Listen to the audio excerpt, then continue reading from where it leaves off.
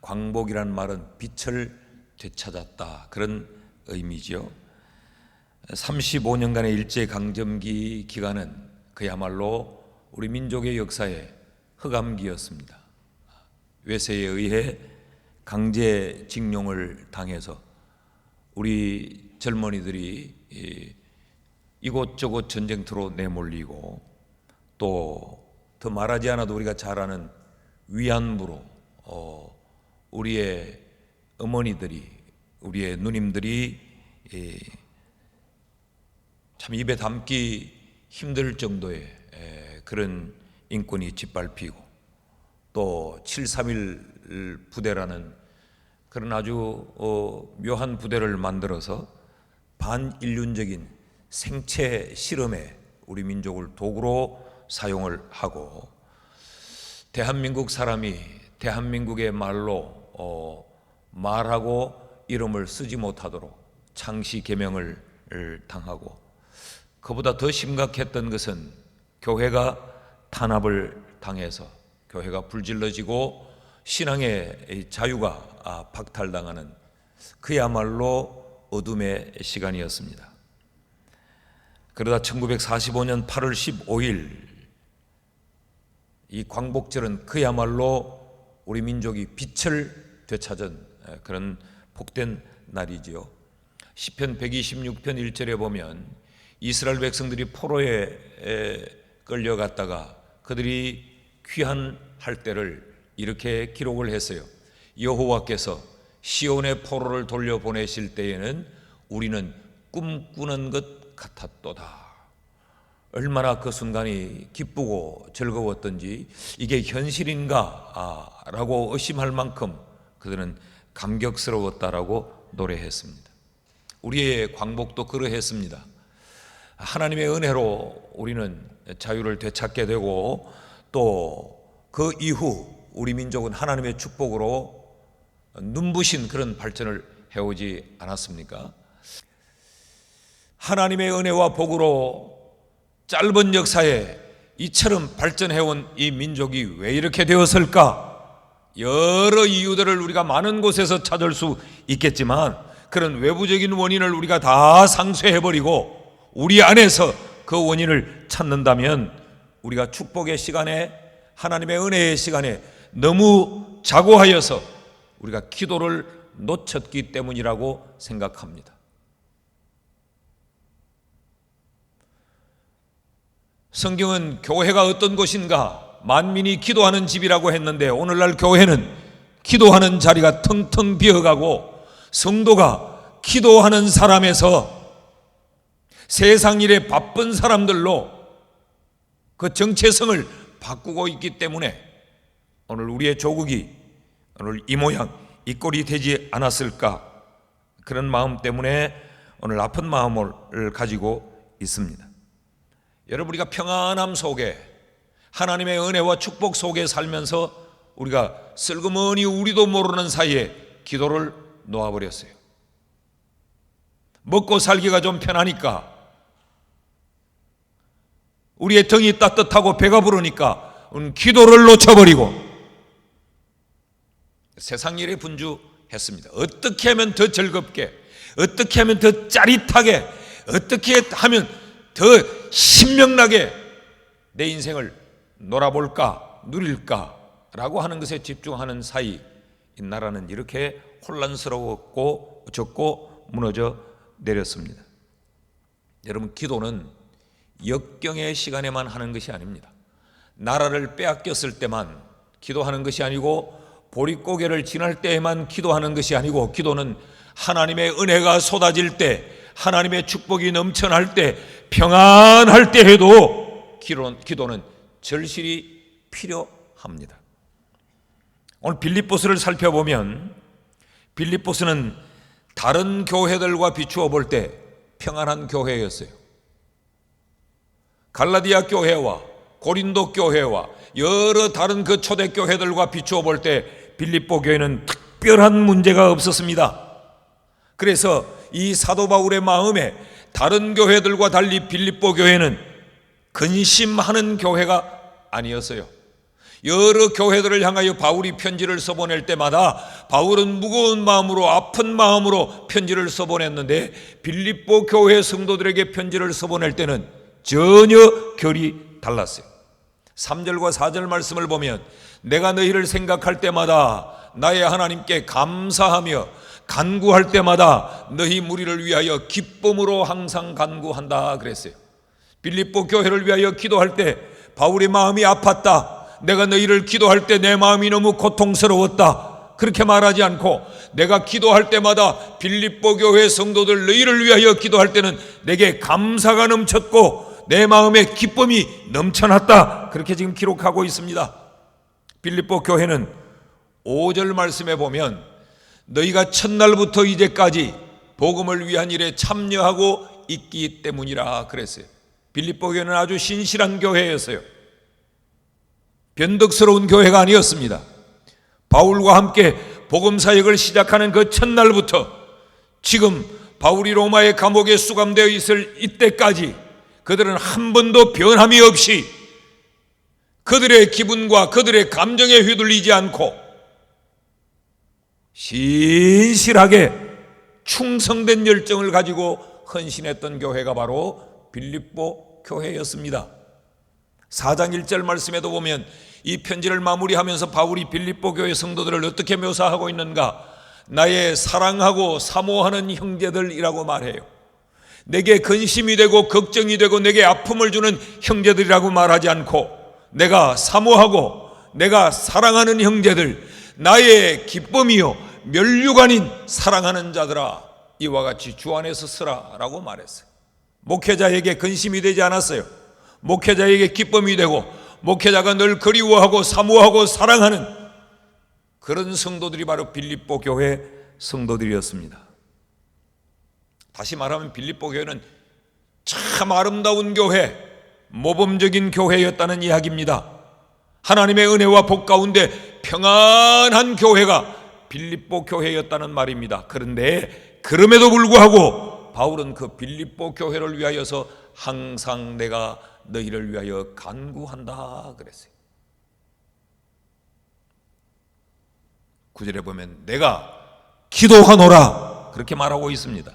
여러분 봐도 바울 사도는 늘 감사할 것밖에 없는 교회, 늘 기쁨이 되는 그 성도들을 보면서도 바울은 내가 너희를 위하여 기도한다라고 말했습니다. 한번 따라 하시죠. 기도는 힘들 때도 하지만 평안할 때도 해야 한다. 이것이 기도의 중요성입니다. 기도는 때를 가리지 않습니다. 기도는 시간을 우리에게 구별하지 않습니다. 쉬지 말고 기도하라 라고 성경이 우리에게 가르쳐요. 이것이 우리를 향한 하나님의 뜻이라고 말하고 있지 않습니까? 이런 의미에서 보면 빌립보 교회는 참 아름다운 교회고 정말 사랑스러운 교회고 정말 복된 교회예요. 여러분, 목회자가 성도에게 줄 수 있는 최고의 사랑이 뭐냐? 기도입니다. 성도를 위하여 기도해 주는 것. 그러니까 성도가 목회자에게 받는 최고의 선물이 뭐냐? 수박 한 통이 아니고 목회자의 기도의 지원을 받는 것이 성도에게는 최고의 선물이라는 것이죠.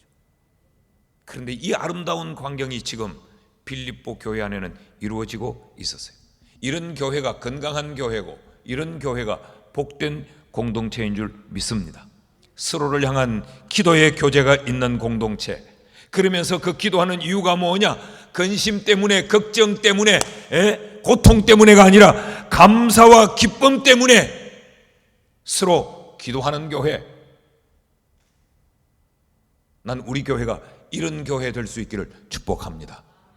힘듦 때문에, 고통 때문에, 문제 때문에, 갈등 때문에 어쩔 수 없이 기도하는 그런 교회가 아니라 감사가 넘쳐나서 기도하고 너무 기뻐서 그를 위하여 기도하는 이런 아름다운 기도의 교제가 있는 교회가 우리 교회가 되기를 축복합니다. 자, 그럼 이 문제 없이 아름다운 이 교회, 목회자가 기쁨이 되고 자랑이 되고 감사가 되는 그런 교회, 그런 교회를 위하여서 바울은 어떤 기도를 했을까? 그래서 오늘 말씀의 제목이 감사와 기쁨에 더하여 드리는 기도입니다. 이 감사와 기쁨에 더하여서 바울은 어떤 기도를 드렸을까? 바울은 무엇을 기도했나? 바울은 왜 기도했나? 이런 질문을 가지고 오늘 이 말씀을 함께 살펴보십시다. 그 첫째로 바울은 빌립보 교회 성도들의 사랑의 풍성함을 위해서 기도했어요. 9절 말씀을 보면요, 같이 한번 읽어볼까요? 시작. 내가 기도하노라 너희 사랑을 지식과 모든 총명으로 점점 더 풍성하게 하사. 지금 바울이 빌립보 교회 성도들에게 주 안에서 기뻐해라, 기쁨의 삶을 살도록 그들에게 기쁨을 권고하고 있는 그 상황에서 사랑을 언급하고 있습니다. 빌립보 교회 성도들이 기쁨의 삶을 누리며 살기 위해서 그들에게 필요한 것이 사랑이라는 그런 의미지요. 그래서 바울은 너희의 그 사랑을 지식과 모든 총명으로 점점 더 풍성해지도록 내가 기도하고 있다. 이 말을 더 줄이면 이런 이야기예요. 너희의 사랑이 점점 더 풍성해지도록. 그러니까 이것은 뭘 전제하고 있는가 하면 빌립보 교회 성도들이 사랑이 없다는 것이 아니고 이미 너희들에게 사랑이 있는데 그 사랑이 점점 더 풍성해지도록 무엇으로? 지식과 총명이 더해져서 그 사랑이 그야말로 풍요로워지도록 내가 기도한다라고 지금 말하고 있는 거예요. 그럼 사랑이 뭐냐? 사랑, 여기서 말하고 있는 이 사랑은 어떤 사랑인가? 성도 간의 사랑을 말하지 않습니다. 여기 사랑은 아가페라는 단어를 쓰고 있죠. 이것은 굉장히 신앙적인 그런 단어인데 이 사랑의 대상이 지금 언급되고 있지 않아요. 누구를 더 사랑하라고 지금 바울이 말하고 있지 않습니다. 바울 자기를 더 사랑해 달라고 말하고 있지도 않고 성도 간에 더 서로 사랑하는 것이라고도 말하지 않고 사랑의 대상을 특별히 언급하고 있지 않고 너희의 사랑이, 이 아가페가 풍성해졌으면 좋겠다라고 말해요. 다시 말하면 이것은 그리스도인의 내적인 이 영적 상태를 말합니다. 더 쉬운 말로 바꾸면 아주 포괄적인 성도의 이 신앙을 통칭해서 여기 사랑이라고 표현해 놓은 거예요. 너희에게 이런 사랑, 하나님이 너희를 사랑했던 것처럼 너희도 하나님을 사랑하는 그런 이 신앙의 이 넓이가, 깊이가 지금보다 점점 더 풍요로워졌으면 좋겠다라고 말하는, 그래야 너희가 기쁨의 삶을 살 수 있다라는 이야기입니다. 다시 문장을 바꾸면 바울은 지금 빌립보 교회 성도들이 지금보다 영적으로 더 성장하기를 원하고 있는 거죠. 영적인 이 성장이 기쁨의 삶을 누릴 수 있다. 교회를 출석하는 것으로 만족하지 말고 영적으로 너희가 보다 더 풍요로워져야 기쁨을 누리지, 교회의 분위기를 보고 교회의 직분을 보고 교회의 어떤 일을 보고만 교회를 출석하면 그것은 굉장히 제한적이고 굉장히 유한하다. 그러므로 지금 너희가 굉장히 아름다운 신앙의 공동체를 이루고 있는데 그 너희의 영적인 상태가 점점 더 풍성해지기를 내가 기도한다라고 말하는 거죠. 그러면서 그들의 사랑이 점점 더 풍성해지기를 기도하면서 바울이 뭘 말하고 있는가? 너희의 지식으로 그 사랑이 더 풍성해졌으면 좋겠다라고 말해요. 이 지식을 통칭하는 단어가 그노시스라는 단어인데 오늘 여기 쓰는 에피그노시스라는 말을 썼어요. 에피라고 하는 이 강조형 접두사를 쓰고 있어요. 그러니까 일반적인 그런 지식을 말하지 않고 굉장히 중요한 지식, 그 지식으로 너희의 사랑을 더 풍요롭게 했으면 좋겠다라고 말해요. 이 지식은 어떤 지식인가? 영적인 지식입니다. 세상적인 지식을 말하지 않고 그저 보편적인 지식을 말하지 않고 이건 하나님 안에서 하나님으로 말미암아 가질 수 있는 그 영적인 지식, 그 지식으로 너희의 그 신앙을 더 풍요롭게 했으면 좋겠다라고 지금 바울이 말하고 있는 거죠. 그러면서 또 하나를 더 말하지요. 지식으로 너희의 사랑이 더 풍성해지기를 원할 뿐만 아니라 총명으로 너희의 사랑이 점점 더 풍성해지기를 원한다, 그렇게 말하고 있습니다. 여기 총명이라고 하는 이 단어도 신약 성경에 여기 딱 한 번밖에 나오지 않는 아주 특별한 단어예요. 이 총명이라는 단어를 좀 우리가 쉽게 이해할 단어로 바꾸면 판단력, 분별력으로 바꿀 수 있어요. 이 감각적인 판단력, 아주 본능적인 이 분별력을 의미하는 단어예요. 이 아이스테니스라고 하는 이 단어가. 그러니까 지금 이렇게 말하는 거죠. 너희의 사랑이 점점 더 풍성해져야 너희는 계속 기쁨의 삶을 유지하며 누려갈 수 있다. 그런데 그 너희의 이 사랑의 풍성함을 만들어주는 두 가지 요소를 기억해야 된다. 그건 영적인 지식과 영적인 판단력이 필요하다, 그런 이야기죠. 그러니까 이 총명이라는 판단력이라는 말은 지식과 대비를 시키면 지혜라고 이해를 하시면 더 쉽게 이해를 하실 수 있습니다. 지금 바울 사도는 빌립보 교회 성도들의 이 신앙이 아주 사변적이고 지성주의로 흐르는 것도 경계하고 있고, 또 감정적이고 적극적으로 가는 것도 경계하고 있는 거죠. 그렇게 되면 너희의 이 영적인 삶이 기쁨을 누릴 수 없다. 여러분 생각해 보십시오. 우리의 신앙이 너무 지성주의에 집착을 하게 되면 굉장히 비판적이고 판단적으로 흘러가 버리고 맙니다.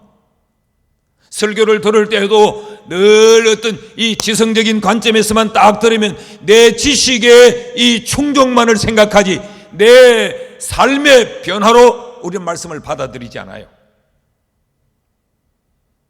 내 지식의 한 줄 한 줄 더 성경의 지식을 채워가는 것으로. 그렇게 되면 마음에 기쁨이 넘치는 삶을 살 수 없다. 그렇게 되면 늘 그 지식의 욕구 충족과 비례해서 늘 어떤 계속 영적인 목마름을 가지게 되고 계속해서 무언가 자기의 지식으로 다른 사람에 대하여 판단하고 비판하게 된다. 이건 굉장히 위험한 일이다. 반면에 굉장히 신앙이 감정적이고 적극적으로 흘러가면 그것 또한 기쁨의 삶을 지속하고 계속적으로 누려갈 수 없다.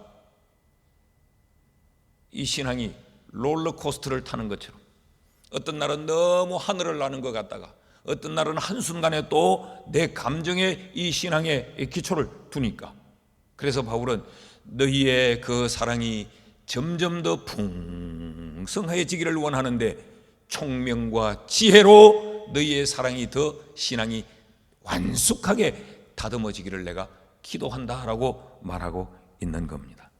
여러분, 오늘 우리에게도 이 기도가 필요하지 않습니까? 오늘 입는데 큰 어려움이 없고 오늘 교회 출입하는데 우리가 큰 핍박과 환난을 받는 것도 아니고, 근데 바울은 여기에서 기쁨이 누려지려고 하면 점점 더 풍성해져야 된다. 우리의 신앙이 무엇으로? 지혜와 총명으로 라고 가르치고 있습니다. 한때는 막 기쁨으로 열정으로 교회를 섬기고 교회 오는 것이 신나고 막 기다려지고, 그러다가 어느 날 어떤 문제 하나로 우리의 감정에 이 손상이 와버리면 그것을 우리는 또 무너지는 겁니다. 어떤 교회에서 우리가 신앙생활을 어떤 나의 지식의 이 충족만을 위하면 끊임없이 우리는 예배의 자리를 찾아다니고 끊임없이 이곳저곳을 기웃거려야 하게 되는 것이죠. 그러다 보면 우리의 신앙생활이 기쁨의 신앙생활을 하지 못하게 된다는 겁니다. 교회에서 섬김의 사역을 하는 것도, 교회에서 어떤 헌신을 하는 것도, 우리가 선교를 하는 것도, 교회에서 어떤 직분을 감당하는 것도 기복 없이 우리가 늘 기쁨의 상태에서 사역도 하고 헌신도 하고 또 충성도 하고 하려고 하면 우리의 이 신앙을 지혜와 총명으로 더 풍성하게 해야 한다라고 바울이 기도하고 있는 것이요. 사랑하는 여러분, 오늘 우리도 우리의 먹고 삶에는 어려움이 없으나 우리의 이 신앙이 점점 더 풍성해지도록 우리의 사랑이 풍성하기 위해 기도하는 성도가 되기를 주의 이름으로 축복합니다. 둘째로 바울은 지금 빌립보 교회를 향해서 감사와 기쁨에 더하여 드리는 그 기도의 내용 두 번째는 뭐냐? 이 빌립보 교회 성도들의 영적 분별력을 위해서 기도합니다. 이 분별력이 없으면 기쁨의 신앙생활을 계속 이어갈 수 없다 라고 하는 것을 말하고 싶어 하는 거죠. 10절 말씀을 우리 같이 한번 볼까요? 시작. 너희로 지극히 선한 것을 분별하며 또 진실하여 허물 없이 그리스도의 날까지 이루고, 이 말은 이런 이야기입니다.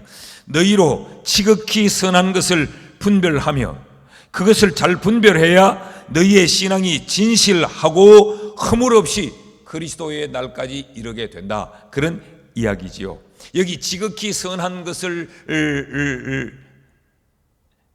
분별한다. 지극히 선한 것이 뭔가?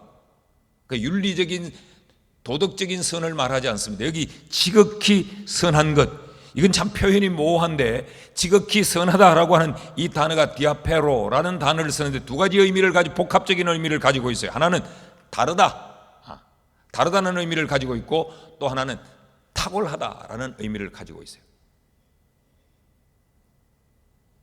대부분 학자들은 여기 지극히 선하다라는 이 단어를 탁월하다, 너희가 탁월한 것을 분별한다, 이 말을 우리가 쉽게 이해할 수 있는 말로 바꾸면 무엇이 옳은지를 너희가 분별할 수 있다, 무엇이 진짜 백인지를 너희가 분별하는 것, 그런 의미예요. 여기 분별하다라고 하는 것은 한번 테스트를 해보고 인정하고 확정하는 것을 말해요. 그러니까 이것이 옳은지 그런지, 이게 진짜인지 가짜인지, 이게 정말 탁월한지를 테스트해보고 그걸 인정할 수 있는 이런 분별력을 가지도록 내가 너희를 위하여 기도한다라는 이야기죠. 이것은 결과적으로 영적인 분별력입니다. 이 분별력이 필요한 이유가 뭐냐? 진실하기 위해서, 그리고 허물 없도록 하기 위해서 이 영적인 분별력이 필요하다. 여기 진실하다라는 말은 순수하다는 이야기예요. 혼합 물과 뒤섞이지 않은, 너희가 이런 영적인 분별력이 있어야 너희의 신앙이 순수할 수 있다, 뭔가 여러 잡동 사이로 뒤섞이지 않을 수 있다, 그런 이야기고, 허물이 없을 수 있다, 그런 이야기예요. 여기 허물이 없다라는 말은 그친 돌이 되지 않는다, 그런 이야기예요. 특별히 다른 사람에 대하여서 너희가 분별력이 있어야 너희 자신의 신앙을 순수하게 지켜낼 뿐만 아니라, 이 분별력이 있어야 다른 사람에 대하여서 너희들이 그침의 존재가 되지 않는다. 이 분별력이 없으면 이런 존재가 되어버린다. 그러니까 여러분, 그런 곳에 기쁨이 어울리지 않죠. 기쁨의 삶을 살기 위해서는 이런 영적인 분별력이 절대적으로 필요하다고 지금 빌립보 교회 성도들에게 말하고 있고, 그래서 내가 너희를 위하여 기도하고 있다고 바울이 지금 밝히고 있는 것입니다. 다시 말하면 우리가 영적인 분별력이 있어야 내 건강도 튼튼히 세워갈 뿐만 아니라 다른 사람에게 상처를 주고 다른 사람을 혼란스럽게 만들고 다른 사람을 뒤흔들게 하는 그런 일을 하지 않게 된다. 지금 너희가 평안하게 신앙생활하고 있지만, 지금 별일 없이 그렇게 살고 있지만 여기서 만족하면 안 된다.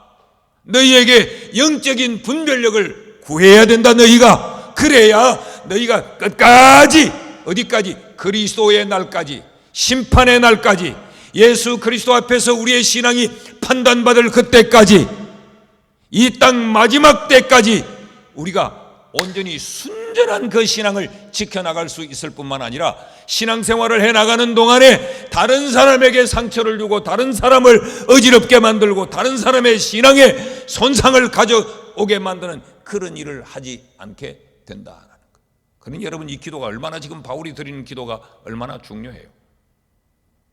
빌립보 교회가 아무런 문제 없고 지금 편안하고 사도를 위하여서 열심히 지금 헌신도 하고 있고, 사도의 마음에 큰 기쁨이 되고 별 근심이 없다, 이것으로 만족하고 거기 머물러서는 안 된다는 이야기입니다. 나는 이 바울의 기도가 오늘 현대교회 성도들에게 절실한 기도라고 생각해요.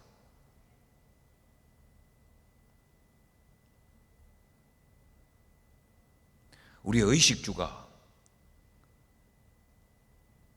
우리 조국의 광복을 당하던 그때쯤과 지금을 비교를 해보면 지금 우리는 너무 좋은 시대에 살고 있습니다. 너무 편한 시대에 살고 있습니다. 우리의 고민은 이겁니다. 어떻게 하면 좀 더 건강하게 살까? 어떻게 하면 좀 더 멋있게 살까? 어떻게 하면 좀 더 예쁘게 살까? 어떻게 하면 좀 더 화려하게 살까? 어떻게 하면 내 미래를 걱정 근심 없이 살까? 우리의 관심은 오직 여기에 있지. 오늘 먹을까 마실까 입을까 이는 우리가 그렇게 매달리지 않고 살잖아요.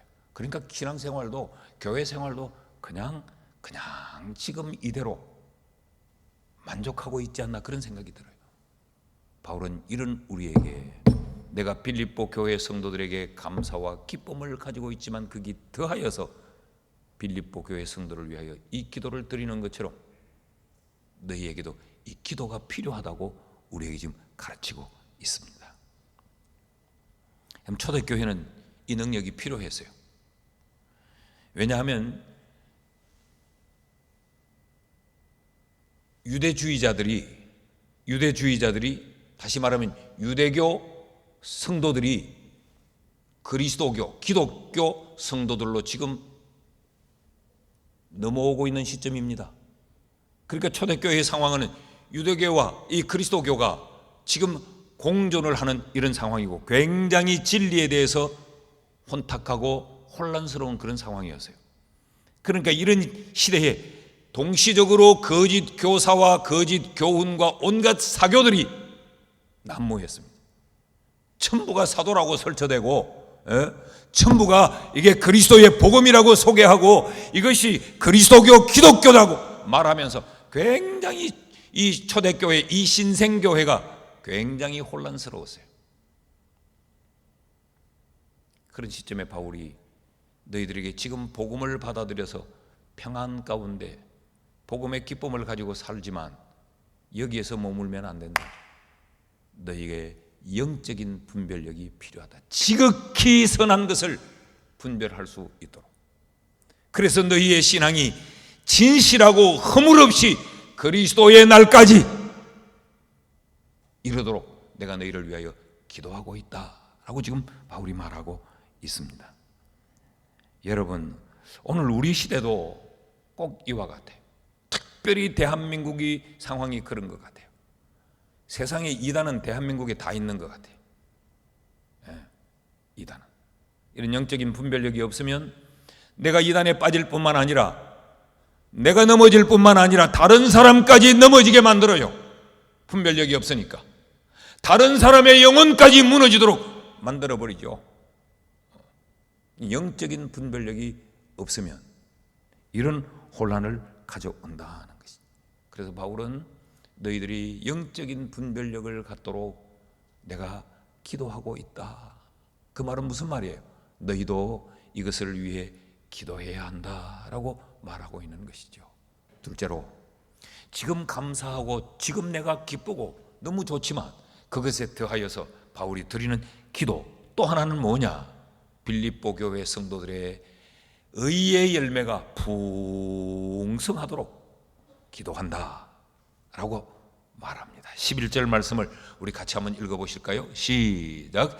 예수 그리스도로 말미암아 의의 열매가 가득하여 하나님의 영광과 찬송이 되기를 원하노라. 그러니까 열매가 가득하기를 내가 구한다. 왜 너희에게 열매가 가득하기를 내가 구하느냐? 그것으로 인하여서 하나님의 영광과 찬송이 될 수 있도록. 여러분, 성도에게 있어서 최고의 영광스러움은 우리를 통하여 하나님의 영광이 되시는 겁니다. 사람의 제일된 목적은 뭐냐? 하나님을 영화롭게 하는 거예요. 하나님을 기뻐할 뿐만 아니라 하나님을 영화롭게 하는 것, 그것이 성도의 제일된 목적이고 그것이 우리의 삶의 가장 큰 이유인데, 그 하나님의 영광과 하나님의 찬송이 되기를 위해서 너희에게 의의 열매가 가득하기를 내가 기도한다 그랬어요. 이 의의 열매라고 하는 것은 11절 말씀을 제가 다시 보면 예수 그리스도로 말미암아 의의 열매가 가득하여, 내 기준에 의로운 열매가 아닙니다. 여러분, 사람들은 자기들마다 자기의 의로운 기준들이 있어요. 그래서 자기 그 기준으로 막 다른 사람들을 다 판단하잖아요. 신앙생활도 교회 생활도 내가 세워놓은 의의 기준이 있어요. 그 기준이 안 맞으면 이건 아니야, 이건 아니야, 이건 하나님이 기뻐하지 않아. 그걸 잘 보셔야 돼요. 이게 내 기준인지 하나님의 기준인지. 그래서 자기의 이 의로움의 기준을 가지고 하나님의 영광을 논하고, 그래서 이게 옳고 그름을 판단하는 영적인 교만에 우리가 빠질 위험이 얼마나 많은지 몰라요. 그런데 오늘 여기는 보면 예수 그리스도로 말미암아 맺는 의의 열매를 말해요. 그러니까 여기 이 의의 열매는 예수 그리스도께 온전히 붙어 있음으로 맺어지는 열매를 의의 열매라고 말해요. 더 쉬운 말로 바꿔버리면 갈라디아서 5장에 나오는 성령의 열매를 말합니다.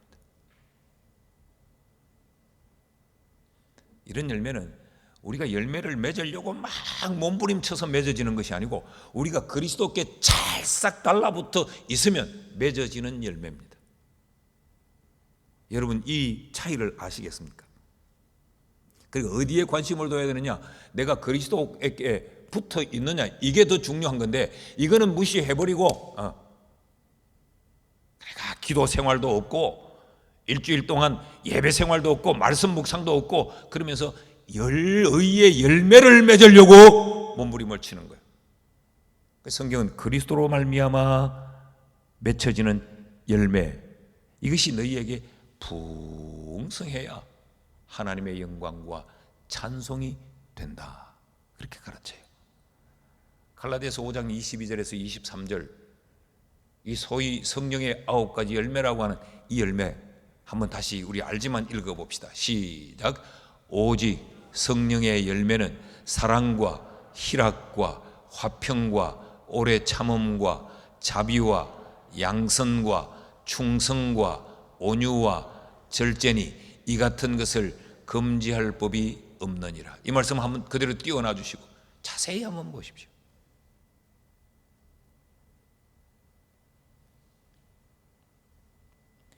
이 말씀이, 이 열매가 무엇을 향하여 필요한 열매가 아니에요.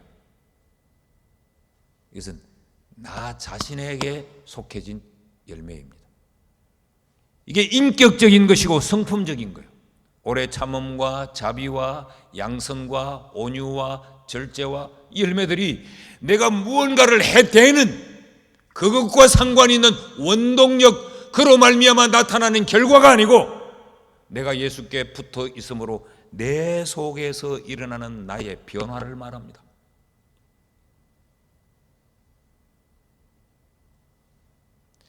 그래야 하나님의 영광과 찬송이 될 수 있다, 이런 이야기죠. 빌립보 교회 성도들아, 너희들이 참 잘한다. 너희들이 나를 사랑해 주는 것도 너무 귀하고 너무 아름답다. 너희가 복음을 전하는 일에 그렇게 열정적으로 헌신하는 것, 그건 내가 보면 감사하고 기쁘다.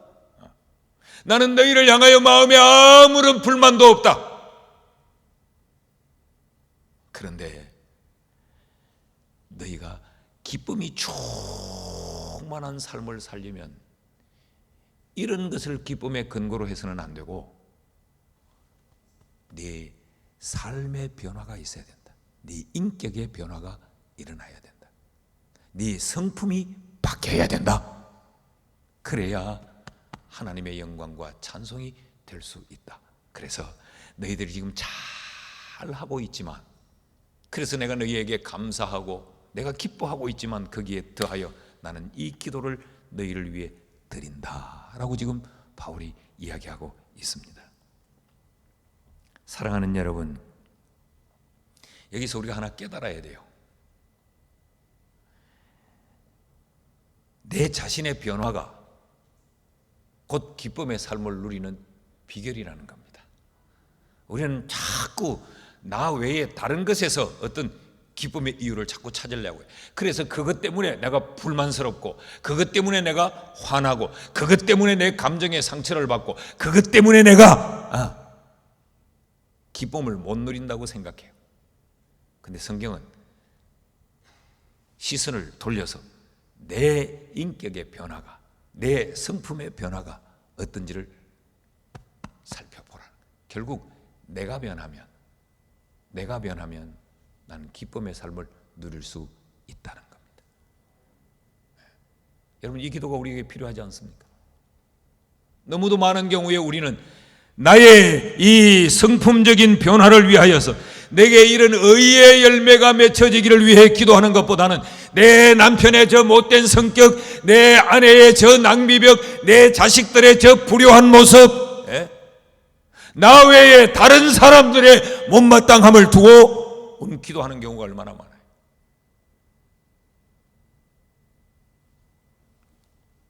오늘 바울에게서 우리가 이 기도를 배우고, 하나님이여 내게 의의 열매가 가득하도록 하나님 나를 도와주옵소서.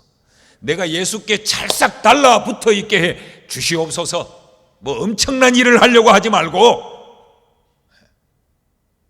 내가 예수께 달라붙어 있었어. 딱 달라붙어 있으면 열매는 저절로 맺혀집니다. 저절로.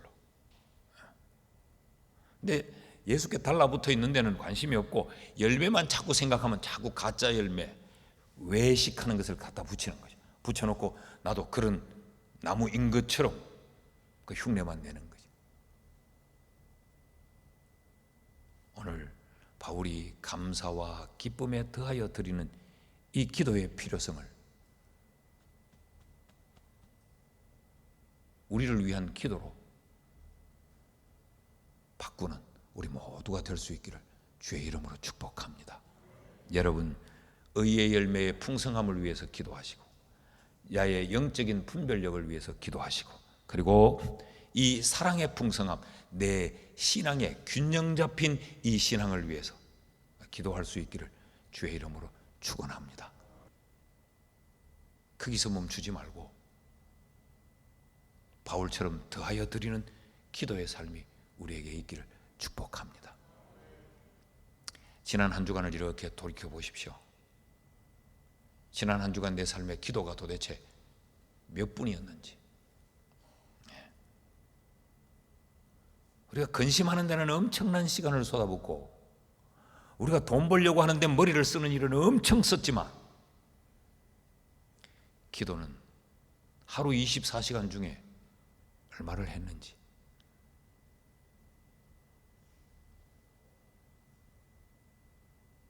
다시 한번 우리가 살피면서 우리에게도 이 더하여 드리는 기도가 있기를 축복합니다.